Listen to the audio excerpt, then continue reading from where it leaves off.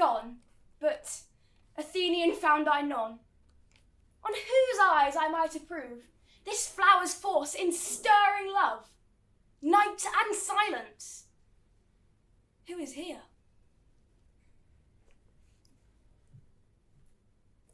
Athenian weeds he doth wear, despised by the Athenian maid. This is he, my master said. And here the maiden, sleeping sound upon the dank and dirty ground. Pretty soul, she durst not lie upon this lack love, this kill courtesy. Churl upon thy eyes I throw all the power this love doth owe. So when I awake, let love forbid, and sleep thy seat upon thy eyelid. So awake when I am gone, as for now I must to Oberon.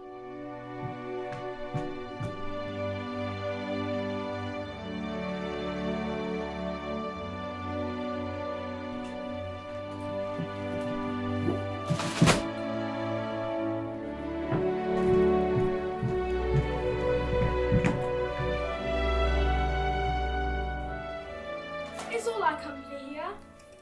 Here is the scroll of every man's name, which is thought fit through all Athens to play before the Duke and Duchess on his wedding day at night. First, good Peter Quince, say what the play treats on. Marry, our players, the most lamentable comedy and most cruel death of Pyramus and Thisbe. A very good piece of work, I assure you. Now, good Peter Quince, call forth the actors by scroll. Answer as I call you. Nick Bottom, the weaver. Ready. Name the part I am for and proceed. You, Nick Bottom, are set down for Pyramus. What is Pyramus? A lover or a tyrant? A lover that kills himself, most gallant for love. That will after some tears in the true performing of it. I think you'll make an excellent Pyramus. Dramatic performance is most definitely your forte. Francis Flute, the bellows mender. Here, Peter Quince. Flute, you must take Thisbe on you. What is Thisbe? A wandering knight? It is a woman that Pyramus must love. May faith not let me play a woman. I have a beard coming. Well, if Flute doesn't want to take on the role, I will gladly take on Thisbe. Now hold on just a minute. What about me? I think I'd make an excellent Thisbe. No. Let me play Thisbe too. I'll speak in a monstrous little voice. Thisbe. Ah, Thisbe, my lover dear. Thisbe, my dear lady dear. No. You must play Pyramus. And Flute, you Thisbe. Well, in that case, why don't I hold a lantern to represent moonshine? Excellent idea, Snout. Well, proceed. Snug, the joiner. Yes, Peter Quince. You must play the lion's part. Must I play the lion's part? For I don't want to. You could play that easily, for it is nothing but roaring. Is there anything for me? Oh, starveling, yes. You must play a wall. A wall? Yes, a wall. It is a very important role. For through the chink, the lovers must whisper. Well, in that case, I accept. Let me play the lion too. I'll roar and make the Duke say, let him roar again. Let him roar again. No. You must play Pyramus and Pyramus only. Masters, here are your parts. Meet me tomorrow night in the palace wood where we'll rehearse. I pray you, fail me not.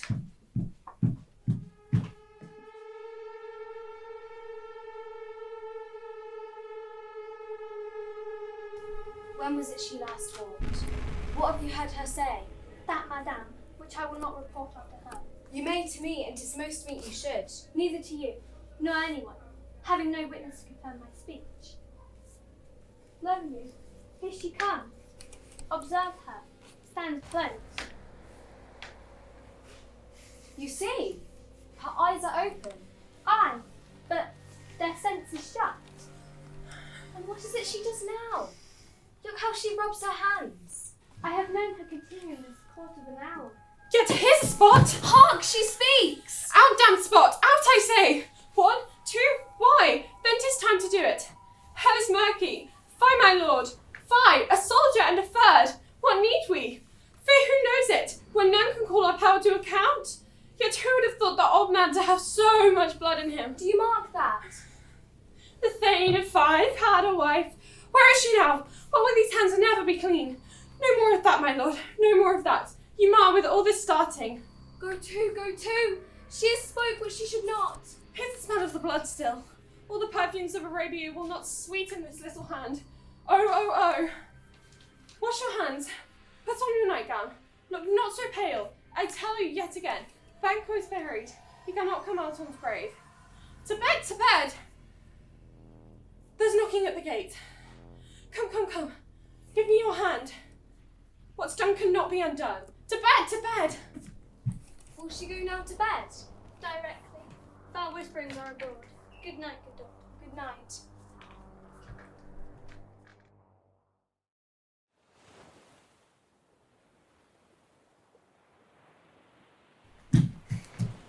What country friend is this? This is Illyria, lady.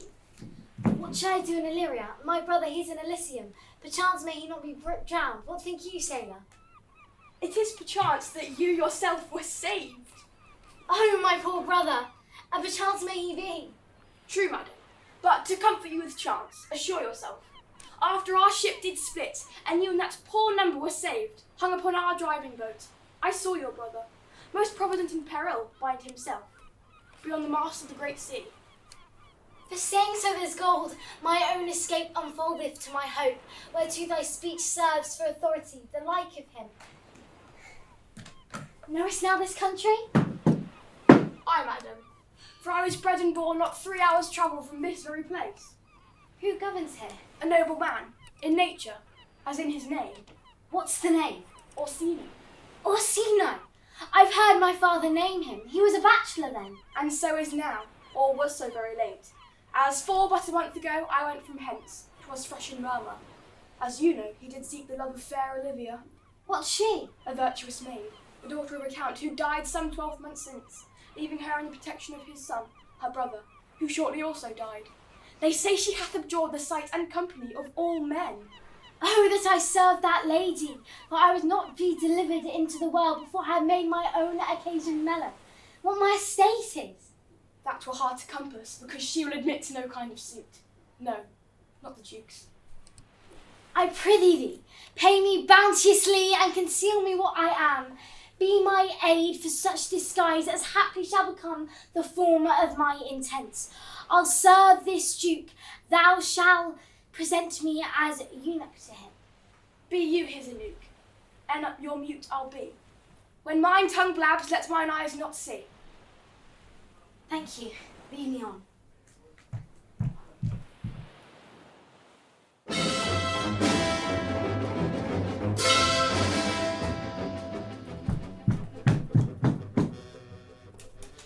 Come hither, nurse. What is yon gentleman?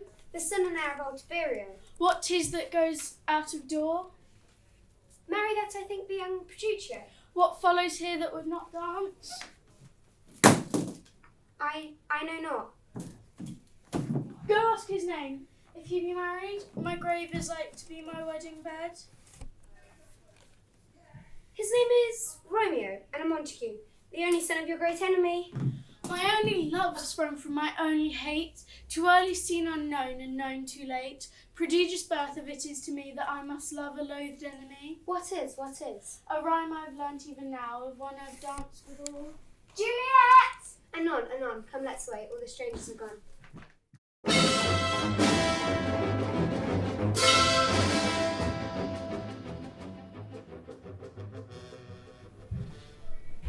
Ay me, Romeo, Romeo, wherefore art thou Romeo? Deny thy father, and refuse thy name. Or, if thou wilt not be, but be sworn my love, and I'll no longer be a Capulet. 'Tis my name that is my enemy. Though art myself, thou not a Montague. What is a Montague? It is nor hand, nor foot, nor any other part belonging to a man. Be some other name. What's in a name? A rose, by any other name, would smell as sweet as Romeo would retain all his dear perfections in which he owes without that title. Doff thy name, and with that name, which is no part of thee, take all myself.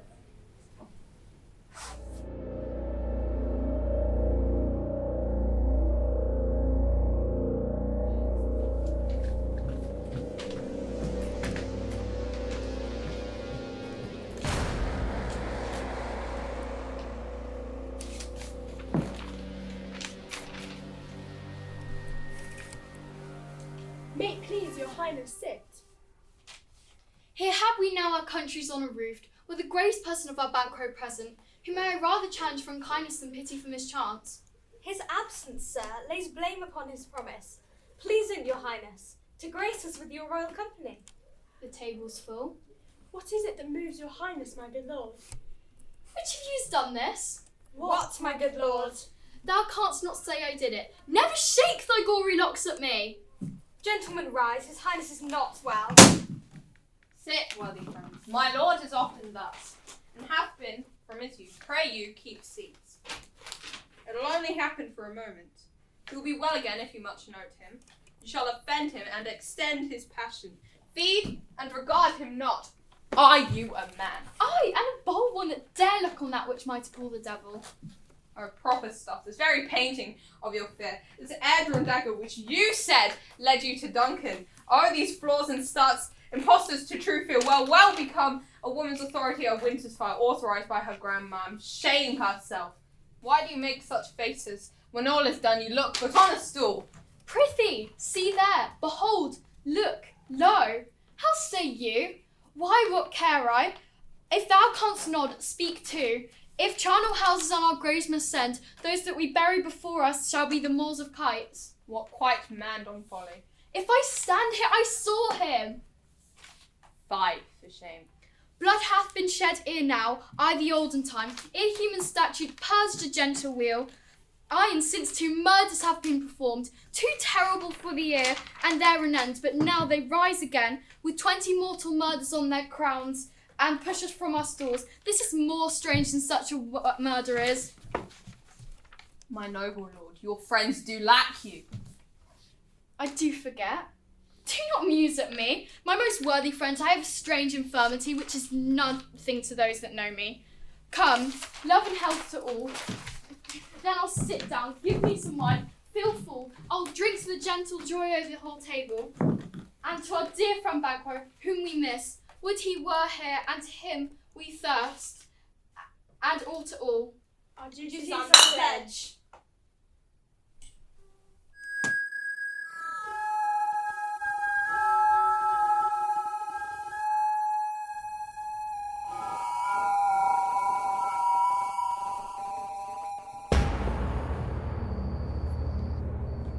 Where shall we 3 meet again? In thunder, lightning, or in rain? When the hurly-burly's done, when the battle's lost and won. That'll be ere the set of sun. Where the place? Upon the heath, There to meet with Macbeth. I come, Grey Malkin. haddock calls, And on! fair is foul and foul is fair, Hover through the fog and filthy air.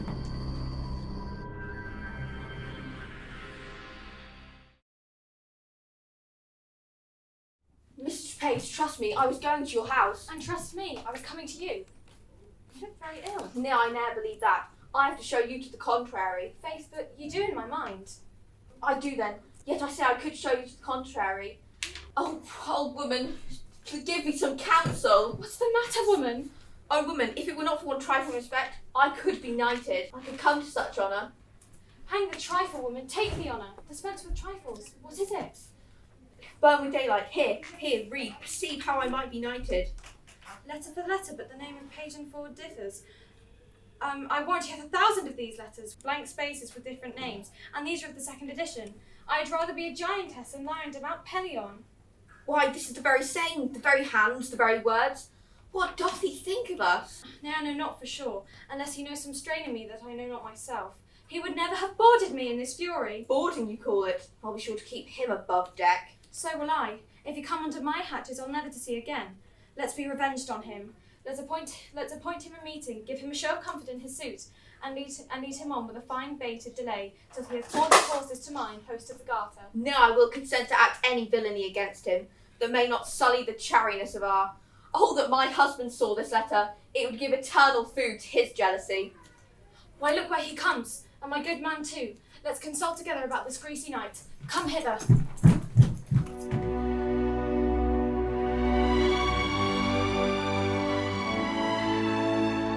I see their name. This is to make an ass of me. I shall sing, so they shall hear. I am not afraid. The owl so cock, so black of hue, with orange tawny bill. The throstle with his notes so true, the wren with little quill. What angel wakes me from my flowery bed? I pray thee, gentle mortal, sing again. Mine ear is much emerald of thy note, so is mine eye emerald of thy shape. On the fair virtuous force, before stove moved me, on the first view to say, to swear, I love thee. Methinks, mistress, you should have little reason for that, and yet to say the truth. Reason and love keep little company together nowadays, and the more acquaintance that some neighbours have will not make them friends. Nay, I can gleek upon occasion. This art is wise as thou art beautiful. Not so neither, but if I have wit enough to get out of this wood, I have enough to serve mine own turn. Out of this wood, do not desire to go, thou shan't remain here, whether wilt or no. Peas blossom, cobweb. Ready? And I. Where shall we go? Be kind and courteous to this gentleman. Feed him with apricot and dewberries, with green grapes, purple figs, and mulberries. Hail mortal, hail mortal. I beseech your worship's name. Cobweb. I shall acquire for you more acquaintance, good Master Cobweb. If I cut my finger, I shall make bold with you. Your name, honest gentleman? Peas blossom. I pray you, commend me to Mistress Squash, your mother, and to Master Peascod, your father, and good Master Peasel Blossom. I will acquire you of more acquaintance too. Come, lead him to my bower, tie up my love's tongue, bring him silently.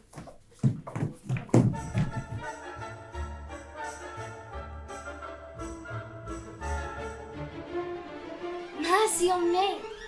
Methinks nobody should be sabotaged. Yet, I remember, when I was in France, young gentlemen would be as sad as night only for wantonness. By my Christendom, so I were out of prison and kept sheep, I should be as merry as the day is long. And so I would be. My uncle practices more harm to me. He is afraid of me and I of him. Is it my fault that I was Geoffrey's son? No, 'tis not. And I would to heaven if I were your son, so you would love me, Hubert.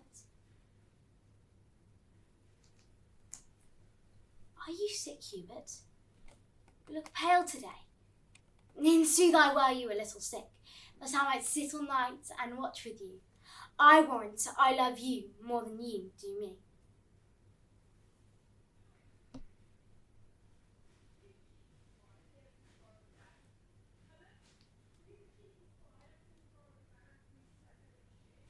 For so foul effect must you with hot irons burn out both mine eyes.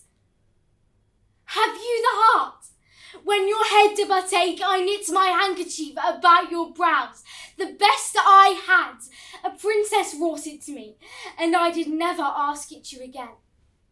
And with my hand at midnight held your head, and hid up the heavy time, saying, what lack you, or where lies your grief, or what good love may I perform for you? Many a poor man's son would have lain still, and ne'er have spoken a loving word to you. But you, at your sick service, had a prince. Nay, you may think my love was crafty love, and call it cunning. Do as if you will. If heaven be pleased that you must use me ill, why then you must. Will you put out mine eyes? these eyes that never did nor never shall so much as frown on you.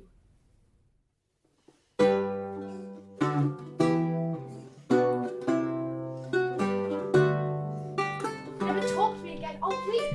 Do I prithee, but yet have the grace to consider that tears do not become a man? But have I not cause to weep? As good cause as one would desire, therefore weep. His hair is of December in colour.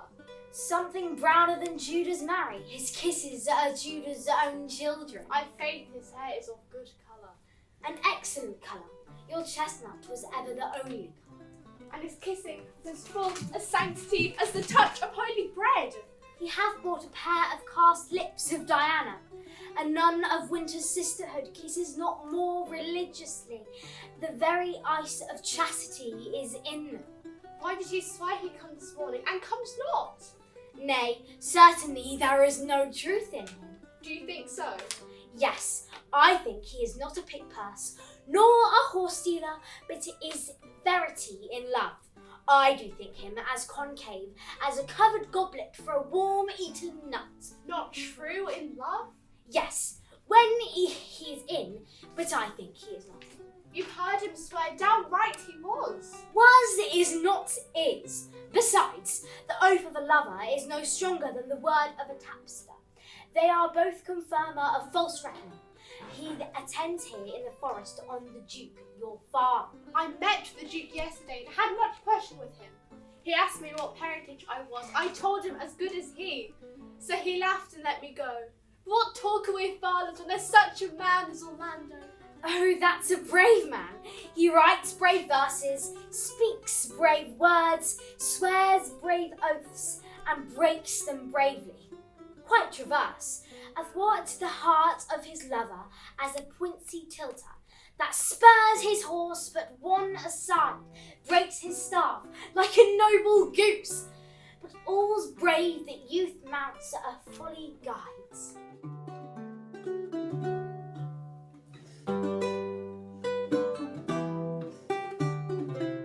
Shall I compare thee to a summer's day? Thou art more lovely and more temperate. Rough winds who shake the darling buds of May, and summer's lease hath all too short a date. Sometimes too hot the eye of heaven shines, and in his gold complexion dimmed. And every fair from fair sometimes declines, by chance or nature's changing course untrimmed. But thy eternal summer shall not fade, nor lose possession of that fair thou owest. Nor shall death brag thou wanderest in his shade, when in eternal lines to time thou growest. So long as men can breathe and eyes can see, so long lives this, and this gives life to thee.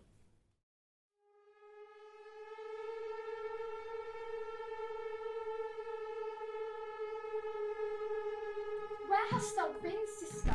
Killing swine? Sister, where thou? A sailor's wife had chestnuts on her lap, and munched, and munched, and munched. Give me, quoth I, and not to thee, witch, the rump-fed running cries. Her husband's to Aleppo gone, master of the tiger. But in a sieve, I'll fill a sail, and like a rat without a tail, I'll do, and I'll do. I'll give thee a wind. Thou art kind, And I another. I myself have all the other, and the very ports they blow, all the quarters that they know. I, the shipman's card, will drain him dry as hay. Sheep shall neither night nor day hang upon his penthouse lid. He shall live, a man forbid. Weary snights 9 times 9 shall he dwindle, peak and pine. Though his bark cannot be lost, he shall be tempest tossed. Look what I have. Show me, show me. Here I have a pilot's thumb, wrecked as homeward he did come.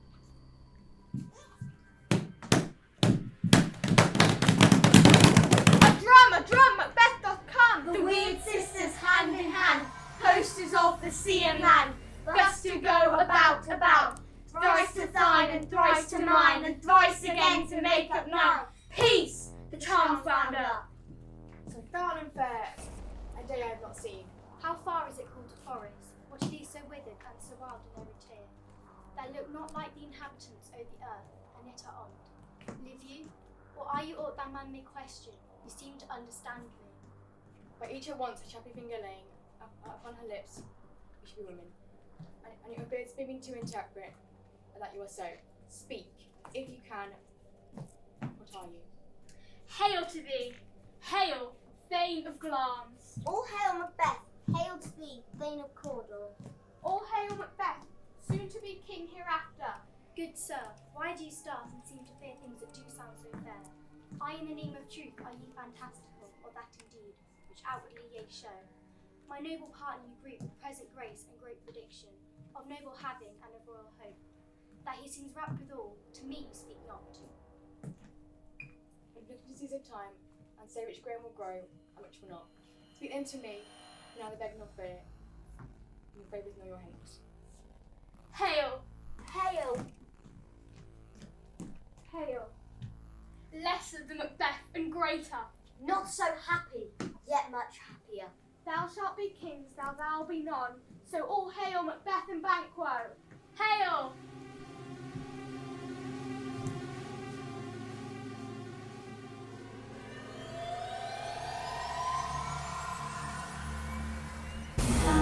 I do.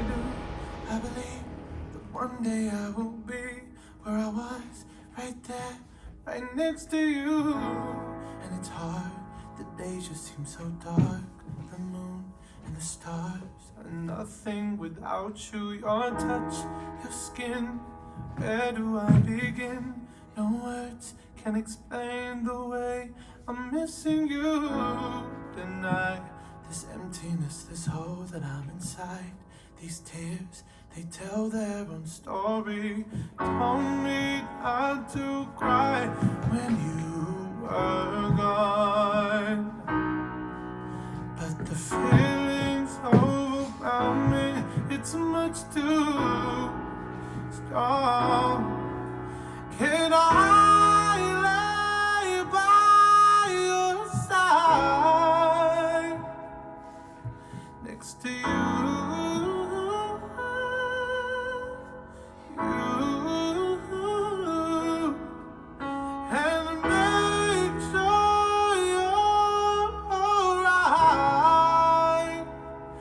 Take care of you. Now don't want to be here if I can't be with you tonight. I'm reaching out to you. Can you hear my call?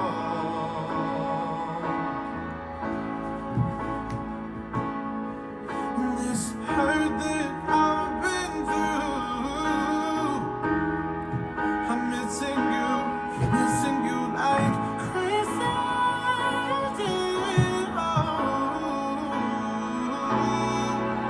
Can I lay by your side next to you?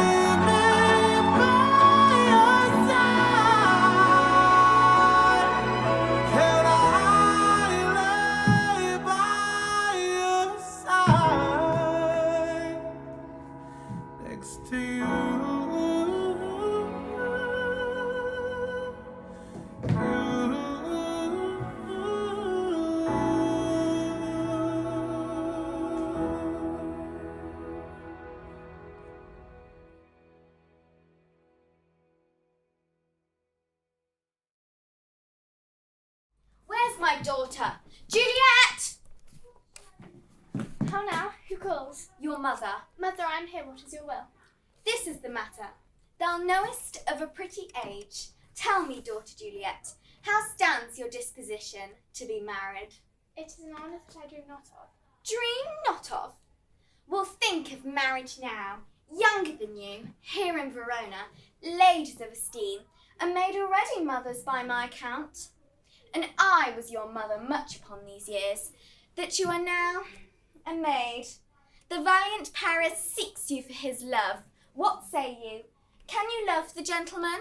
I'll look to like if looking I can move. That's settled then. Let's tell your father the news.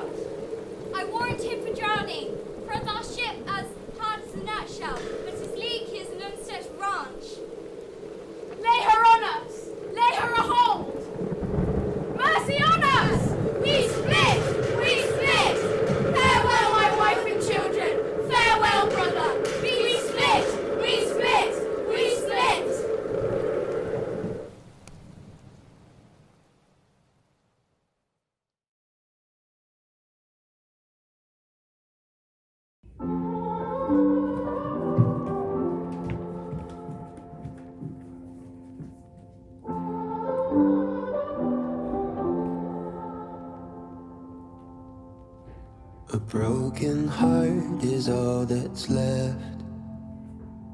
I'm still fixing all the cracks. Lost a couple of pieces when I carried it home. I'm afraid of all I am. My mind feels like a foreign land. Silence ringing inside my head. Please carry me home. I've spent all of the love I saved. We were always a losing game. Small town boy in a big arcade. I got addicted to a losing game.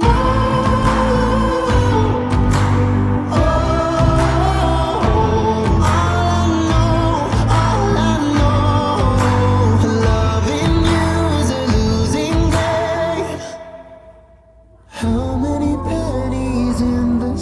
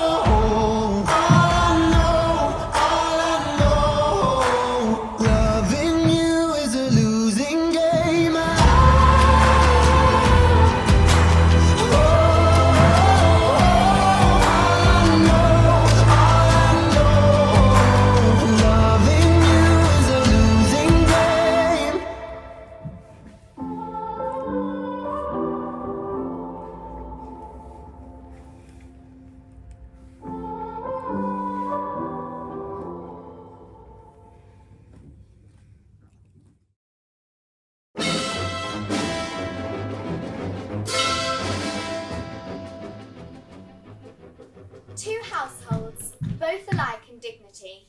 In fair Verona, where we lay our scene, From ancient grudge break to new mutiny, where civil blood makes civil hands unclean. From forth the fatal loins of these two foes, a pair of star-crossed lovers take their life. whose misadventures, piteous overthrows, do with their death bury their parents' strife. From fearful passage of their death-marked love, and the continuance of their parents' rage. Which but their children's end naught could remove, is now the 2-hour traffic of our stage. The which of you with patient ears attend, what here shall miss, our toil shall strive to mend.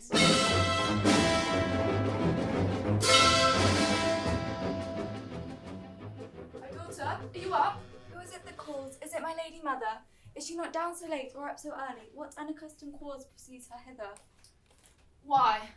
How now, Juliet? Madame, I am not well. Evermore weeping for your cousin's death? What? Wilt thou wash him from his grave it is? And if thou couldst not make him live. Therefore have done. Some grief shows much of love, but much of grief shows still some want of wit. Yet let me weep for such a feeling of loss. So shall you feel the loss, but not the friend which you weep for. Feeling so the loss, could not ever choose but weep the friend. Well, well, thou hast a careful father, child, one who, to put thee from thy heaviness, have sorted out a sudden day of joy, that thou expects not, nor I look not for. Madame, in happy time, what day is that? Marry, my child, early next Thursday morn, the gallant young and noble gentleman, the County Paris, at St. Peter's Church, shall happily make thee their joyful bride. Now by St. Peter's Church and Peter too, he shall not make me their a joyful bride, and when I do marry, I swear it shall be Romeo. Here comes your father. Tell him so yourself, and see how he will take it at your hands. Here comes your father. Tell him so yourself, and see how he will take it at your hands. Ho now, wife, have you delivered her decree? Aye, sir, but she will none. She gives you thanks. With the fool married to a grave. Soft! Take me with you, wife. How will she none? Doth she not give count her thanks? Is she not proud? Doth she not count her blessed that we want such a gentleman to be her bridegroom? Not proud you have, but thankful that you have. Thankful that for that hate, even if it is meant love. How now, chop logic. What is this? Proud, and I thank you not, and yet not proud, Mistress Minion you. Proud me no prouds, and thank me no thankings, but set you'll find your against Thursday next, to go with St. Peter's Church, or drag thee on a hurdle thinner. Out you green-faced carrion, you baggage, you tallow face. Fie, what? Are you mad? Oh, good father, I beseech you on my knees, hear me with patience, but to speak a word. Hang thee, young baggage, disobedient wench. I tell thee what, get thee to church, O Thursday, or never look me in the face again. My fingers itch. Wife, we scarce thought us blessed that God had lent us this one child, but now I see that this one is one too much, and we have a curse in having her. Out on her, Haldane. You are too hot. God's bread, it makes me mad. Day, night, hour, time, tide, work, play, alone in her company. Still my care hath been to get her matched, and when provided with a noble gentleman of fair Demetres, youthful and nobly trained, stuffed, as they say, with honourable parts, proportioned as thoughts would wish a man, to have a wretched, pelling foal, a whining maggot in her fortune's tender, graze to where you shall, you will not house with me. Look to it, think on it, I do not use to jest. Thursday is near, and you be mine, I'll give you to my friend, and you be not hang, beg, die, starve in the streets. For by my soul I'll never acknowledge thee, nor what is mine shall never do thee good. Look on it, bethink on it, I shall not be forsworn. Oh, sweet mother, cast me not away, delay this marriage for a week, a month, and if you do not, make me there a bridal bed in the dim monument where Tybalt lies. Talk not to me, for I speak not a word. Do as thou wilt, for I have done with thee.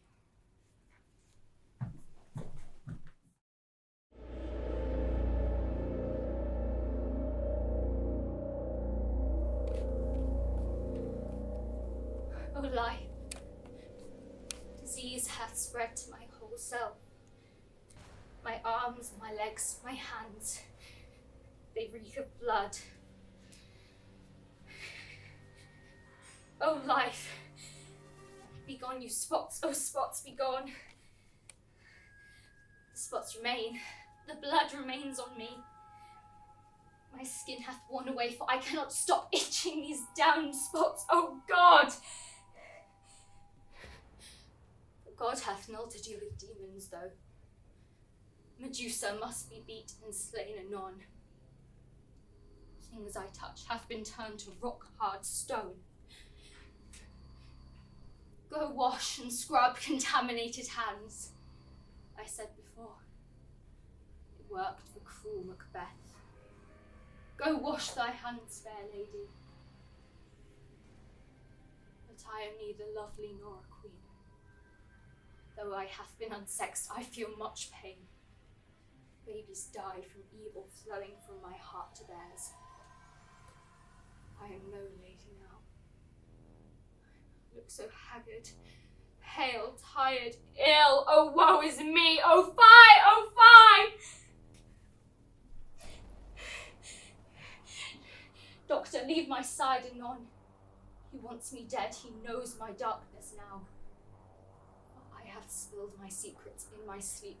Malicious gentlewoman, I hate thee. She spreads foul tales of my wicked deeds. She made the servants turn against the queen. Oh, King Macbeth, the demon you too became. Remember when we fell in deepest love? Oh, fie upon it. Go hence, thee Macbeth. You are a monster lurking in the night. Who is thy next victim, cruel Macbeth? Oh, murder me. Oh, slit my damned throat. Thou art a killer, not the man I loved. Where art thou, Macbeth? Macbeth? Macbeth! The darkness covers and protects Macbeth. Macbeth cannot permit himself to look me in the eyes. Avoid me, thou dost. Hath I become unworthy of your gaze? I worship thy disgusting witches. Fie! The witches planted evil in thy head. In the foretelling thou became absorbed. Knew the air. I dost not now. Thou shalt be conquered very soon, Macbeth. And once thou art, shall we walk together in hell? The question still remains. Can I permit myself to live? To bed, to bed. No, I wish for sleep. So I must search for light. Thou little taper, sweetness to my life. But I could never take enough of thee. What are you doing here, my tiny light? Thy forceful power overwhelms my soul!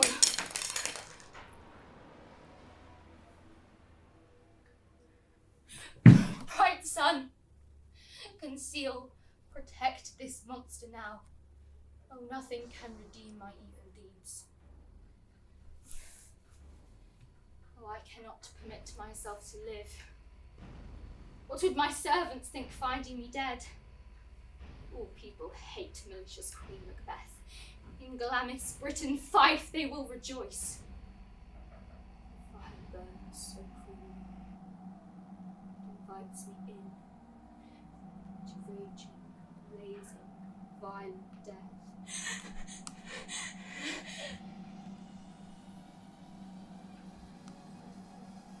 Bright sun, conceal, protect me now.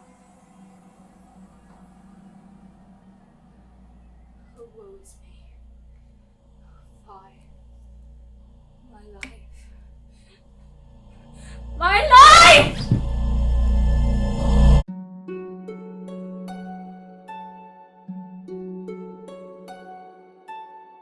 All the world is a stage, and all the men and women merely players. They have their exits and their entrances, and each man in his time plays many parts, his acts being 7 ages. At first, the infant, mewling and puking in the nurse's arms. Then the whining schoolboy, with his satchel and shining morning face, creeping like a snail unwillingly to school. And then the lover, sighing like furnace with a woeful ballad made to his mistress's eyebrow. Then a soldier, full of strange oaths and bearded like the pard, jealous in honour, sudden and quick in quarrel, seeking the bubble reputation, even in the cannon's mouth. And then the justice, with fair round belly and good cape and lined, with eyes severe and beard of formal cut, and so he plays his part. The sixth aid shifts into a lean and slippered pantaloon, with spectacles on nose and pouch on side. His shrunk shank and his big manly voice turn again towards childish treble, pipes and whistles in his sound. Last scene of all, which ends this strange classical history, is second childishness. Sans teeth, sans eyes, sans taste, sans everything.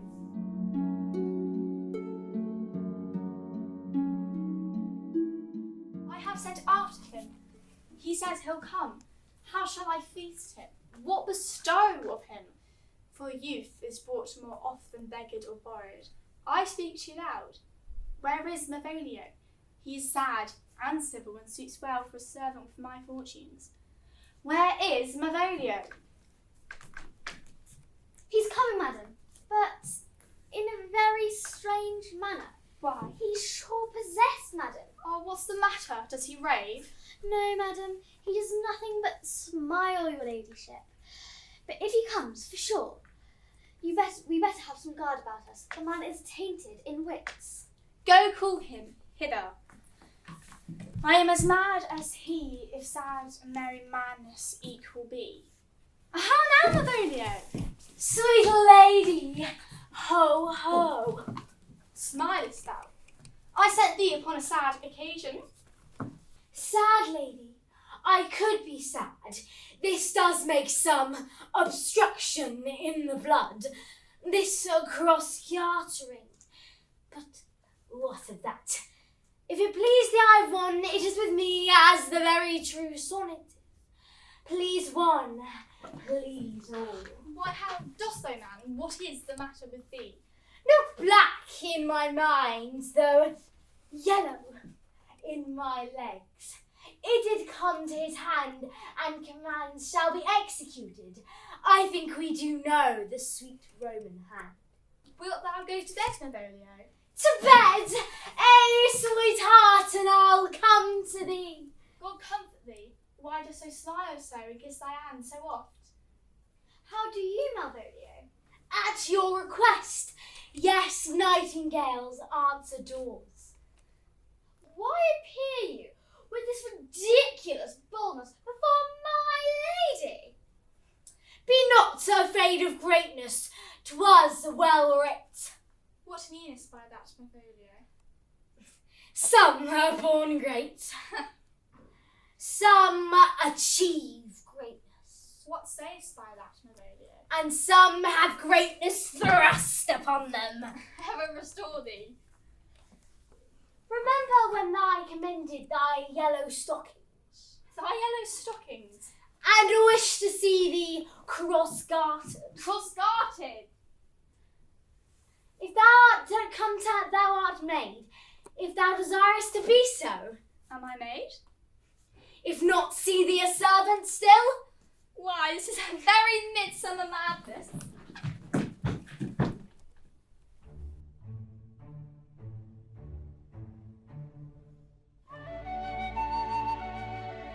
Oh, me, you juggler!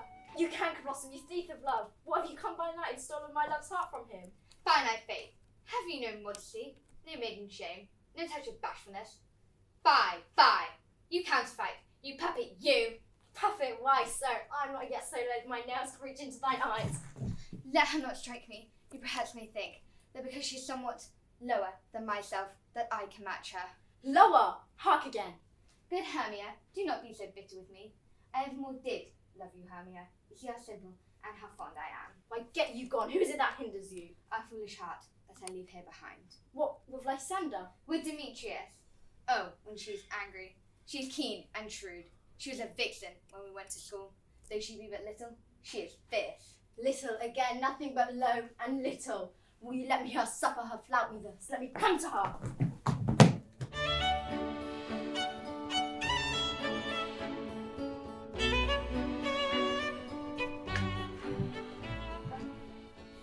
Are we thou met? Pat, and here's a marvellous convenient place for our rehearsal. We must have a wall in the great chamber. For Pyramus and Thisbe says the story. To talk through the chink of a wall. You can never bring in a wall. It would be far too heavy to carry. Sometimes your set design ideas really flummox me. What say you, Bottom? Some man or other must present wall, and hold his fingers thus, and through that cranny shawl, Pyramus and Thisbe whisper. Aha, I knew there'd be a logical solution. You do a great job of thinking outside the box, Peter Quince. I know. If that may be, then all is all. Pyramus, you begin. When you're spoken your speech, Bottom, you enter from behind that bush. Speak, Pyramus. Thisbe, stand forth. Thisbe. Must I speak now? Aye, marry must you. Most radiant Pyramus, most lily-white of hue, of colour like the red rose on triumphant briar, as truest horse that yet would never tire, I'll meet thee, Pyramus, at Ninny's tomb. Ninny's tomb, man. You speak all your part at once. Pyramus, enter. Your cue is past. It is never tire. Spit spot, the sun will be rising by the time we're done at this rate. Go practice your roaring, Snug. I will speak my line when I am good and ready. Good heavens, Flute, get on with it so I can come back on stage. Oh, most radiant Pyramus, most lily-white of hue, of colour like the red rose on triumphant briar, as truest horse that yet would never tire, I'll meet thee, Pyramus, at Ninny's tomb. If I were fair, Thisbe, I were only thine. Oh, monstrous! Oh, strange! We are haunted! Pray, masters, help! Masters, fly! Why did they run away? Bless thee, Bottom, bless thee. Those art translated.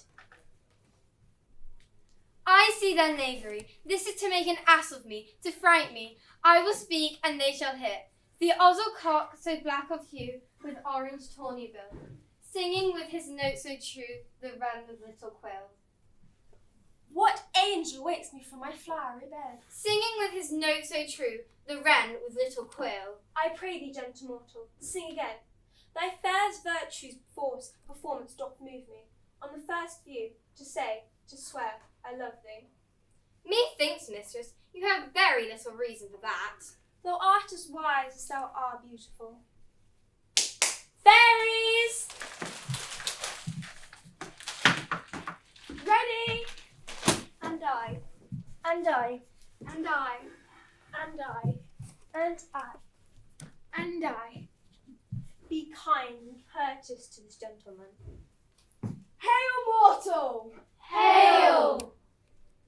Come, lead into my bower. And tie my love's tongue. Bring him silently.